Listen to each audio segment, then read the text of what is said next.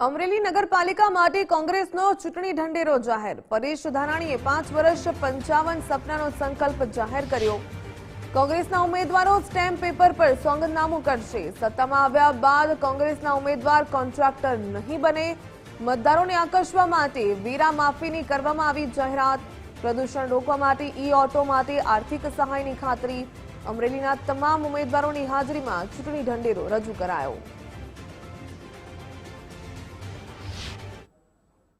ની અંદર ભારતીય જનતા પાર્ટીના વીતેલા નિષ્ફળ શાસનથી લોકો ત્રાહિમામ છે, ત્યારે અમે 5 વર્ષ અને 25 સપના આવતીકાલનું અમરેલી જો કોંગ્રેસને જનતા આશીર્વાદ આપશે તો કેવું હશે એ કોંગ્રેસનો જનવિજય સંકલ્પ લઈને આવ્યા છીએ.